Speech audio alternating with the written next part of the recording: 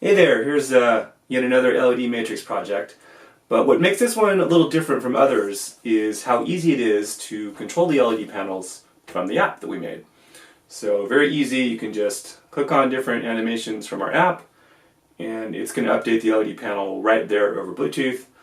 I can also do scrolling text as well, so it was just Easter, for example. So if you go here on this custom tab, this was a animated GIF that I imported through email. So I opened the GIF from my email, imported it into the app, and then now I can send that very easily to the LED display. So we also have an Android app.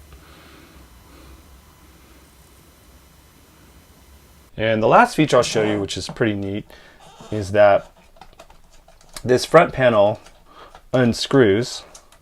And so the idea is that we can put another panel to change the look, change the diffusion of the LEDs.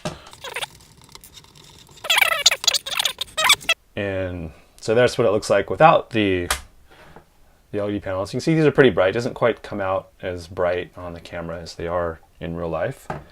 And then here is what it looks like with the white diffuse panel. So just a different look. So you can kind of experiment and play around with whatever works for you.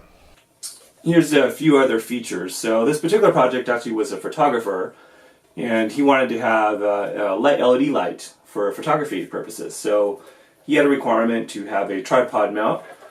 So we're able to do that by just tapping a tripod hole right there at the bottom. And we can also change the designs as I showed earlier from the app, or also there's this little button here, and you can just press that button to cycle through the designs that are downloaded already on the SD card, which is on this board. Then the other thing you can do is it's got, this is actually battery powered, as you can see there are no wires here, so there's a 2500 milliamp LiPo giving us power, and then the charge port for that is right there, just a standard USB charger.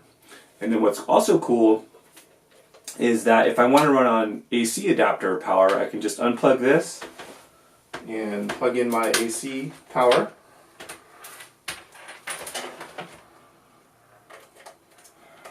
And now I'm running on AC power. That's pretty cool.